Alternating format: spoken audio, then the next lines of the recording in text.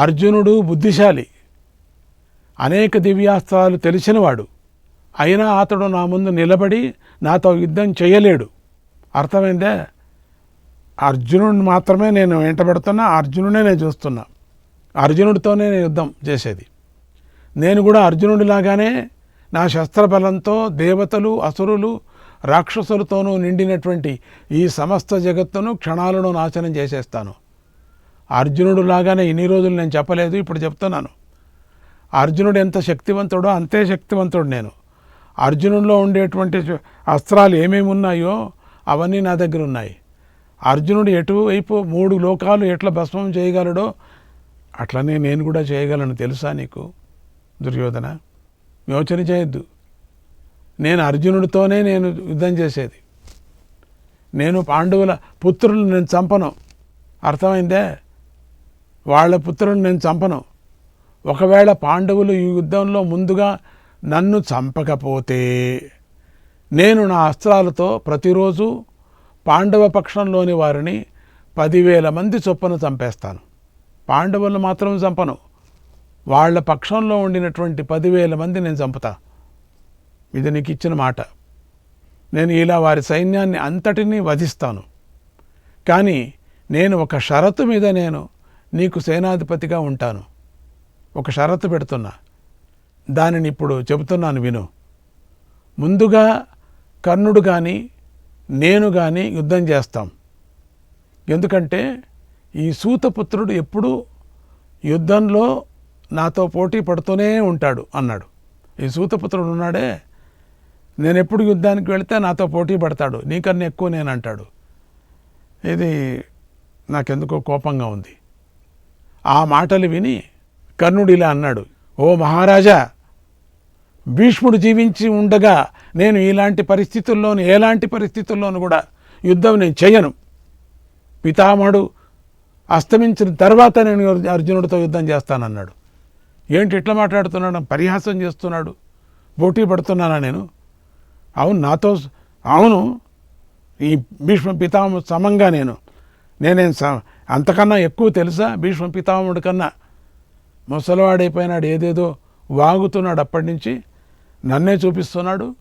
అందుకని చెప్తాను, ఈ ప్రతిజ్ఞ చేస్తున్నా చూడు, ఈ ముసలాడు చచ్చిపోయిన తర్వాతనే, కింద పడిన తర్వాతనే నేను అర్జునుడితో యుద్ధం చేస్తాను.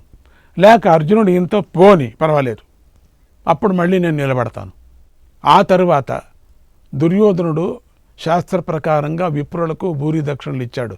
ఆయన ప్రతిజ్ఞ చేసేసాడు కర్ణుడు, ఈ భీష్ముడు ఉండేంతవరకు నేను యుద్ధం చెయ్యను. భీష్ముడిని ప్రధాన సేనాపతిగా చేశాడు. దాంతో భీష్ముడు ఎంతో ప్రకాశించాడు, సంతోషపడ్డాడు.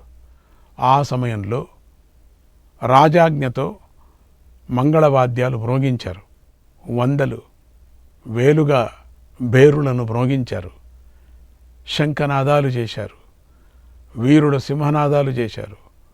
వాహనాల యొక్క నానా రకాల శబ్దాలు ఆకాశాన్ని తాకాయి. మేఘాలు లేకుండానే ఆకాశం నుండి రక్తవర్షం కురిసింది.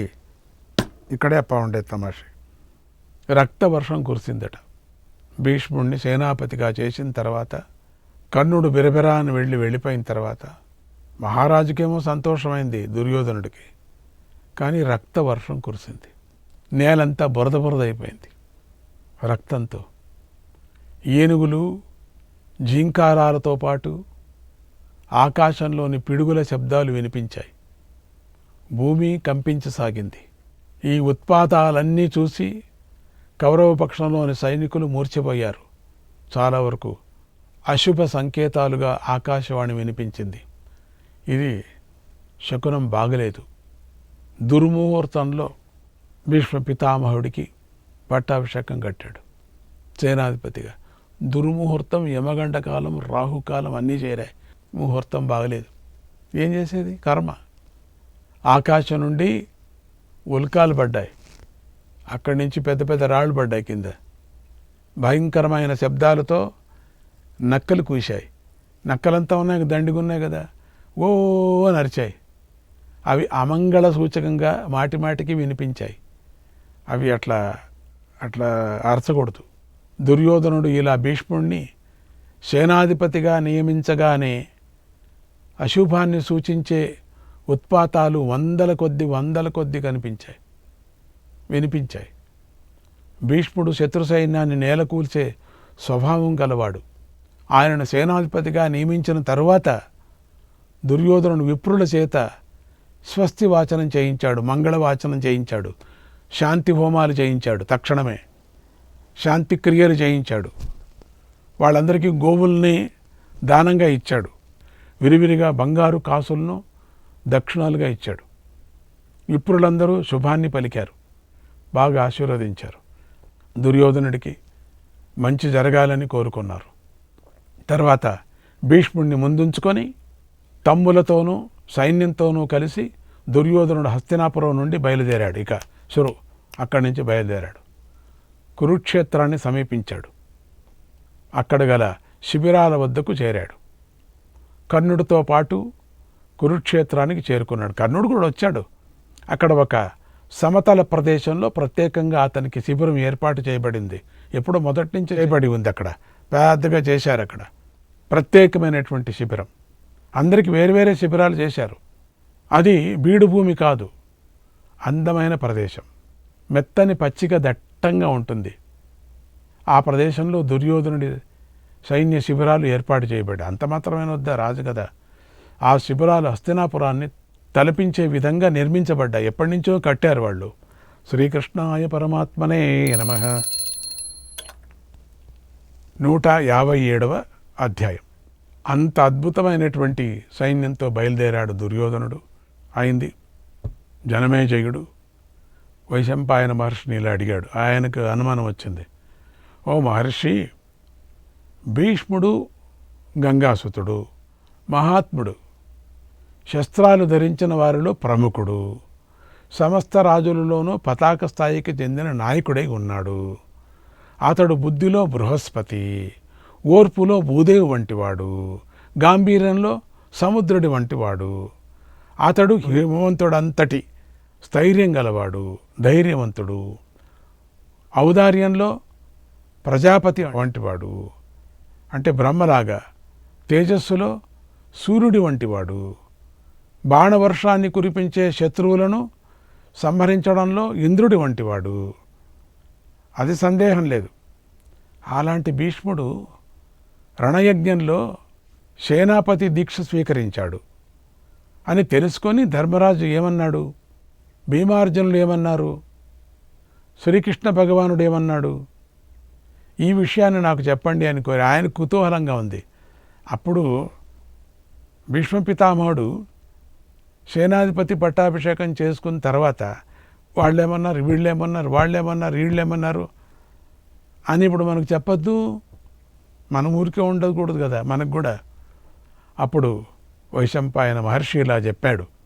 ఓ జనమేజయ, ధర్మరాజు ఆపద్ధర్మ విషయంలో గొప్ప నేర్పరి, గొప్ప బుద్ధి సంపన్నుడు. తన తమ్ముళ్లను శ్రీకృష్ణుడిని పిలిచి ఇలా అన్నాడు. మీరంతా యుద్ధరంగాన్ని చూసి మీ సైన్యాన్ని అదుపులో పెట్టుకోండి, కవచాన్ని ధరించండి, యుద్ధానికి సిద్ధంగండి. ముందుగా మీరు భీష్మ పితామహుడితో యుద్ధం చేయాలి. ఎందుకంటే ఇప్పుడే వచ్చింది వార్త, భీష్మ పితామహుడితో యుద్ధం చేయాలి. కాబట్టి మన 7 అక్షోహిణుల సైన్యాన్ని, సేనాపతులను జాగ్రత్తగా కాపాడుకోండి అన్నాడు. అప్పుడు శ్రీకృష్ణుడు ఇలా అన్నాడు. ఓ ధర్మరాజా, ఇప్పుడు ఏం మాట్లాడాలో ఆ మాటలే చక్కగా మాట్లాడావు, అర్థవంతంగా మాట్లాడేవయ్యా నువ్వు అని కృష్ణుడు చెప్తున్నాడు ధర్మరాజుకు. నీ మాటలు నాకు బాగా నచ్చాయి. మాట్లాడిందే 2 మాటలు ఆయన. ఇక చేయవలసిన పనిని ప్రారంభించు, మన సేనా నాయకులను ఇక్కడే నిర్ణయించు అన్నాడు. నువ్వు నిర్ణయించు సేనానాయకులు ఎవరెవరు ఎక్కడెక్కడ అని. అప్పుడు ధర్మరాజు ద్రుపదుడు, విరాటుడు, సాత్యకి, దుష్టద్యుమ్నుడు, దృష్టకేతువు, శిఖండి, మాగధరాజైన సహదేవుడు అనే 7 మహావీరులను సేనాధిపతులుగా అభిషేకించాడు. బాగుంది. దృష్టద్యుమ్నుడిని మాత్రం సర్వసేనాధిపతిగా నియమించాడు. ఆ రోజు అనుకున్న ప్రకారంగా ఆ దృష్టద్యుమ్నుడిని మాత్రం పెద్దగా నియమించారు. అతడు ద్రోణాచార్యుడిని వధించడానికి అగ్ని నుండి పుట్టాడు. అగ్ని నుండి పుట్టాడు. మొదటి నుంచి అనుకుంటున్నాం కదా, మొదటి నుంచి వీళ్ళిద్దరికీ ఎప్పుడో ఆదిపర్వం నుంచే మనం అనుకుంటూ వస్తున్నాం వీళ్ళ కథ, వీళ్ళ పోటీ. ఇప్పుడు ఎదురుపడ్డారు, ఇన్ని రోజులకి ఇప్పుడు ఎదురుపడ్డారు. ఎట్లన్నా కానీ చంపాల్సిందే ద్రోణాచార్యుడిని అనుకున్నాడు దృష్టోద్యుమ్నుడు. ఎందుకంటే చిన్నప్పుడు యొక్క కలహం కదా, అది అట్లా ఉండని మనకు తెలుసు కదా కథ. అర్జునుడిని ఆ సేనాధిపతులు అందరికీ అధిపతిగా నియమించాడు. అయితే అర్జునుడికి కూడా అధిపతిగా అతడి గుర్రాలను అదుపు చేయటానికి శ్రీకృష్ణుడిని నియమించాడు. అయ్యా నువ్వే ఉండయ్యా అన్నాడు. ఇంకేం అంతకన్నా మహారాజ్ చెప్పినట్టు వినాలి, కృష్ణుడు కూడా వినాల. భయంకరమైన యుద్ధ ప్రారంభమయ్యే సమయం కాసాగింది. ఇంకేం దగ్గరకు వస్తూ ఉన్నది. ఆ సమయంలో పాండవులు ఉన్న చోటికి బలరాముడు వచ్చాడు. అప్పుడు ఆ మహాత్ముడి కన్నులు ఎర్రగా ఉన్నాయి. ఆయనతో పాటు అక్రూరుడు మొదలైన యదువంశ వీరులు కూడా వచ్చారు. వాళ్ళు ఎప్పుడు ఉంటారు, అక్రూరుడునే ఉంటాడు. యదువంశ వీరులు కూడా వచ్చారు. గదుడు, సాంబుడు, ఉద్ధవుడు, ప్రద్యుమ్నుడు, ఆహుకపుత్రుడు, చారుదేష్ణు మొదలైన వృష్టి వంశీయులు బలవంతులు అక్కడికి వచ్చారు. వీరందరితోనూ బలరాముడు మరుద్గణాలతోనూ కలిసిన ఇంద్రుడిలాగా ప్రకాశించాడు. అంత అద్భుతంగా బలరాముడు ప్రకాశిస్తున్నాడు. ఆయన కూడా పెద్ద సేననే. ఆ బలరాముడిని చూసి ధర్మరాజు, శ్రీకృష్ణుడు, అర్జునుడు ఇంకా అక్కడ ఉన్నటువంటి మహావీరులందరూ ఒక్కసారిగా పైకి లేచి నిలబడ్డారు. అందరూ బలరాముడిని ఆదరించారు. నమస్కారం చేసేవాడు నమస్కారం చేశారు, తల వంచేవాడు తల వంచారు. ధర్మరాజు తన చేతితో బలరాముడిని ఎంతో ప్రేమతో తాకాడు. శ్రీకృష్ణుడు మొదలైన వారందరూ బలరాముడికి నమస్కారం చేశారు. కృష్ణుడు కూడా చేశాడు నమస్కారం. వృద్ధులైన విరాట, ద్రుపదరాజులకు బలరాముడు తాను నమస్కారం చేశాడు. ధర్మరాజుతో కలిసి కూర్చున్నాడు కబుర్లు చెప్పుకోవటానికి. రాజులందరూ చుట్టూరా కూర్చొని ఉండగా బలరాముడు శ్రీకృష్ణుడిని చూస్తూ ఇలా అన్నాడు, ఓ ధర్మరాజా, జరగబోయే ఈ మహాసంగ్రామం అతి దారుణమైనది, ఎంతో జన నష్టాన్ని కలిగిస్తుంది. ఇది దైవ సంకల్పము. దీని నుంచి తప్పించుకోవటం కుదరదు. మీరు ఈ మహాయుద్ధాన్ని పూర్తి చేసి మీ స్నేహితులతో కలిసి ఎలాంటి ఆపదలు పొందకుండా ఆరోగ్యంగా ఉంటారు దీవిస్తున్నాడు. దీన్ని నేను తప్పకుండా చూస్తాను అని నాకు అనిపిస్తుంది.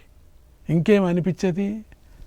ఆజ్ఞ ఇచ్చేసావు, ఆశీర్వాదం చేసావు, ఇంకేం అనిపించేది ఏముంది? అక్కడ గుంపులు గుంపులుగా చేరిన రాజులందరూ పాపం కాలాగ్నిలో పడి నశిస్తారయ్యా.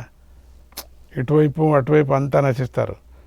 తప్పకుండా జననాశనం జరుగుతుంది. ఈ యుద్ధంలో రక్తమాంసాలు బురదగా ఏర్పడతాయి. నేను రహస్యంగా శ్రీకృష్ణుడితో, ఓ మధుసూదన, మన బంధువులందరి దగ్గర ఒకే పద్ధతిని పాటించు. మనకు పాండవులు ఎలాగో దుర్యోధనుడు అంతే, అతడికి కూడా సహాయం చెయ్యి.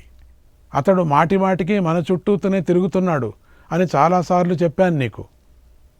కానీ ఓ ధర్మరాజా, ఈ కృష్ణుడు నా మాటలను వినలేదు. అంతేకాదు అర్జునుడిపై ఎంతో ప్రేమను కలిగి ఉన్నాడు. చూడు ఎంత ప్రేమ ఉన్నాడు, పక్కపక్కనే కూర్చున్నారు చూడు. మీపై విశేషమైన అనురాగాన్ని కలిగి మీలోనే చేరాడు. అందుచేత ఈ యుద్ధంలో పాండవులకే విజయం లభిస్తుంది. ఈ కృష్ణుడు చేరాడంటే ఇంకేముందండి, ఇంకా చెప్పాల్సిన పనులు రిజల్ట్ వచ్చేశాయి. ఎంతమంది చచ్చిపోతారో అనేది లెక్క పెట్టేశాడు బలరాముడు. త్రికాల జ్ఞాని కదా. పాండవులకే విజయం లభిస్తుంది అని నాకు అనిపిస్తుంది. ఇక్కడ మాట్లాడాలి కదా అనుకని అనిపిస్తుంది అన్నాడు అంతే. ఇక్కడ జరుగుతుంది అని తీర్మానం చేయకోకుండా అనిపిస్తుంది అంటే, జరుగుతుంది అంటే వీళ్ళంతా యుద్ధం చేయటంలో రాజులంతా కూడా వెనకేట వేసేస్తారేమో. ఎట్లా జయముందని శ్రీకృష్ణుడి హృదయంలో కూడా ఈ సంకల్పమే బలంగా ఉంది నాకు తెలుసు. నచాహముత్సహే కృష్ణం ఋతే లోకముదీక్షితుం తతోహమనువర్తామి కేశవస్య చికీర్షితం. నేను శ్రీకృష్ణుడిని వదిలి ఇతర జగత్తును చూడలేను. కాబట్టి కృష్ణుడు చేసే దానినే నేను అంగీకరిస్తాను, కృష్ణుడినే అనుసరిస్తాను. గదాయుద్ధంలో భీమ దుర్యోధనులు ఇద్దరూ ఆరితేరినవారు, నా శిష్యులు. కాబట్టి వీరిద్దరిపైన నాకు ఒకే విధమైన వాత్సల్యం ఉంది. నాకు యుద్ధం ఇష్టం లేదు. నేను సరస్వతి నదీ తీరంలో ఉన్నటువంటి తీర్థాలను చూడటానికి వెళుతున్నాను. ఎందుకంటే సరస్వతి నది కొన్ని రోజులకి లోపల చేరిపోతుంది. అందుకని నేను వెళుతున్నాను. కురు పాండవ వంశీయులు నాశనమైపోతూ ఉంటే నేను నా కంటితో చూడలేను. నేను నా చేత కాదు, ఈ ఘోరమైన యుద్ధాన్ని నేను చూడలేను అని బలదేవుడు పాండవుల నుండి అనుమతి పొందాడు. శ్రీకృష్ణుని సంతోషపెట్టాడు. తీర్థయాత్రలు చేయటానికి బయలుదేరాడు. శ్రీకృష్ణుని కౌగిలించుకున్నాడు, ముద్దు పెట్టుకున్నారు. ఇద్దరు ఒకరికొకరు వదిలి ఉండలేరు కదా అని అంటూ శ్రీకృష్ణాయ పరమాత్మనే నమః. 158వ అధ్యాయం.